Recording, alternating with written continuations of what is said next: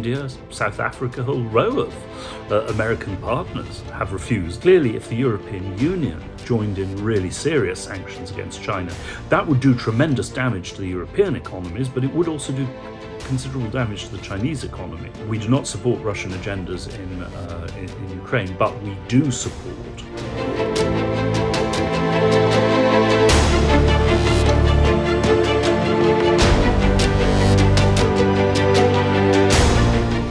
Hello dear friends, to yet another edition of special interviews series at Matrix Mag.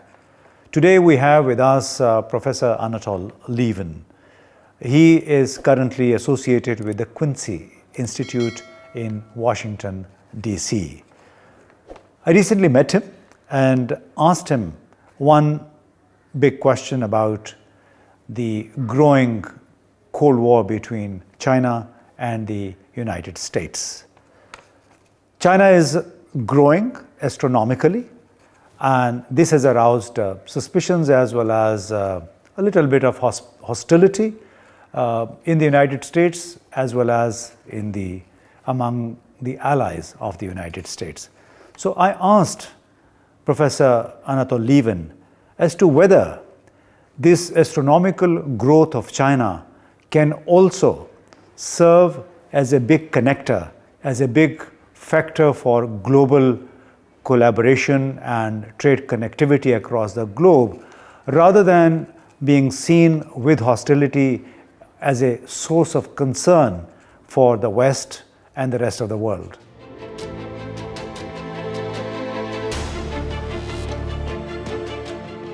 Well, I mean, it's not really a question of the world. The world can't agree on anything, and in any case, the world in general is now suffering from, a food crisis as a result of the war in Ukraine. It's really a question of whether China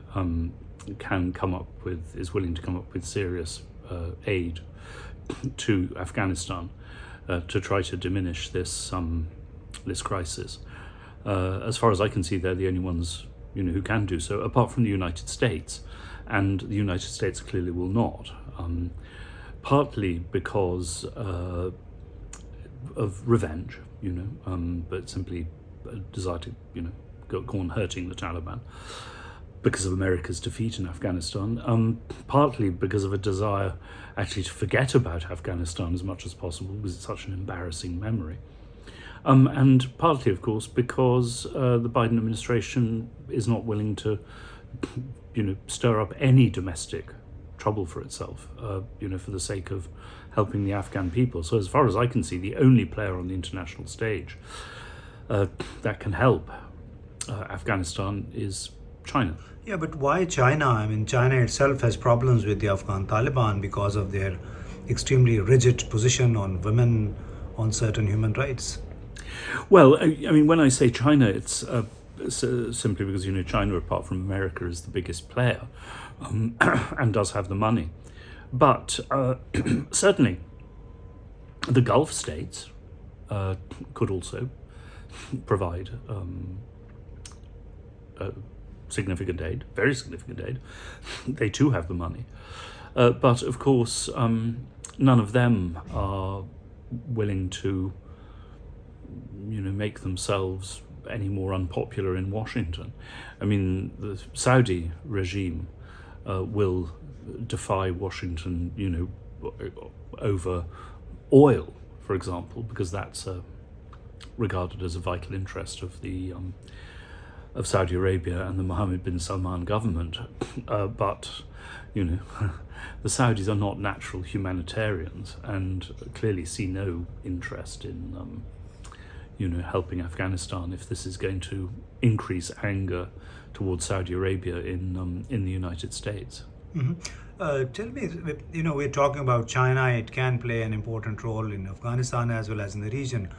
But then you see this barrage of criticism on China coming from the West. China is growing economically, politically. It's positioned to be one of the two largest economies in a few years.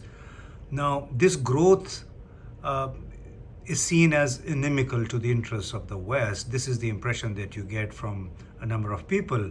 Now, do you think this growth both political as well as economic, can also serve as a connector for the global trade, economic cooperation, instead of treating it as something opposed to the Western ideals.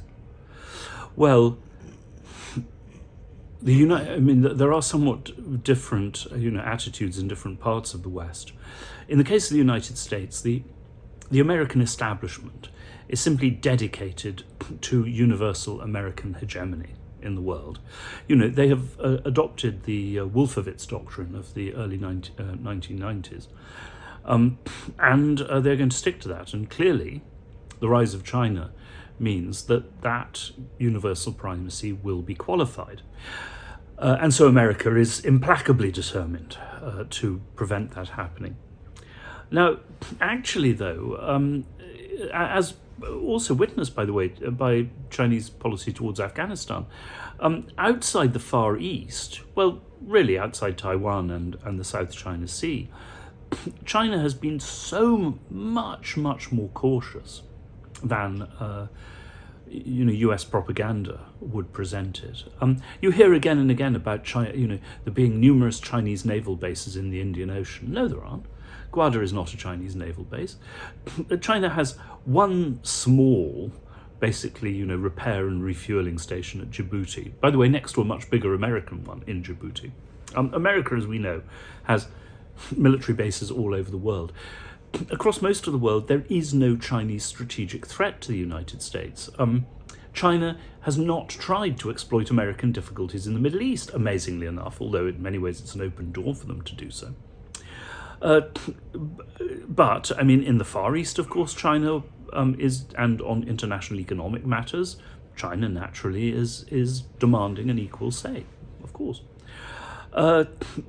With Europe, the Europeans most of them would like to keep better relations with China and trade relations. But in the end, they are, or rather they've convinced themselves that they are, totally dependent on America for security, and therefore have to do a good deal of what America wants, whether they like it or not.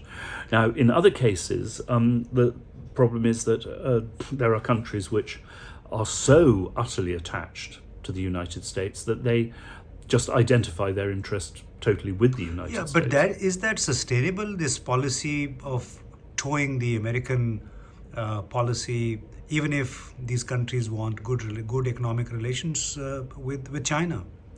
Well, we'll have to see. It depends, in part, how deep the economic crisis in Europe becomes as a result of the Ukraine war. If it becomes deep enough, then I think you will see much more resistance to American pressure, because Germany, for example, certainly cannot afford both much higher payments for energy and the loss of its markets in China. If both of those things happen to Germany, then you will see, the kind of collapse of German industry that you've seen previously in Britain. Now that would threaten German political stability and the entire post-1945 German political order. So I think you would then see very considerable pushback. But that could, of course, lead to a split in the German coalition, because the German Greens have simply, adopted this weird combination of naive liberal utopianism and complete subservience to America. Quite remarkable if you remember what the Greens were like 40 years ago. But it would seem that, if Scholz, for example, were to take a radically different line on China or on Russia, that it would probably split his coalition, and then you would have new elections or a different coalition with the Christian Democrats. So, where does this situation leave China? It has also sort of sided with Russia on the issue of Ukraine. Well, only actually to a degree. China has given a measure of rhetorical support, and of course it has refused to impose sanctions on Russia, but then India, South Africa, a whole row of American partners have refused. The great bulk of the international community has refused to do that. But, on the other hand, and I think this has really disappointed the Russians, China has given no significant military aid and no significant economic aid to Russia since the beginning of the war. And, that is clearly, both because China didn't want the war. I mean, I'm assured by Chinese contacts that China was not consulted and did not approve. I mean, why would it, knowing that this would lead to a surge in energy prices? But the second thing is that, and of course, Russian defeats in Ukraine have greatly diminished respect for Russia and for Putin in China. But undoubtedly, it's also true that China does not want to attract sanctions from the United States and, of course, also from Europe. China believes that it can deal with a good many US sanctions. It's already done so. But clearly, if the European Union joined in really serious sanctions against China, that would do tremendous damage to the European economies, but it would also do considerable damage to the Chinese economy. And clearly, with the problems that China is now facing as a result of COVID, as a result of the property boom, as a result of the debt crisis in China, the last thing that China wants, is increased economic pressure from the West. Now, that said, I'm told that if, as some in Washington and in Poland and elsewhere are pushing for, the United States tries to turn the war in Ukraine into an attempt to destroy the Russian state, and the Chinese, by the way, interpret regime change as state destruction, then you would see a change in Chinese policy because, once again, I mean, Chinese contacts have said to me, we do not support Russian agendas in Ukraine, but we do support the continuation of Russia as a state and as a great power. And the destruction of Russia we would regard as a threat to China's vital national interests. If we saw that on the way, China's policy would change.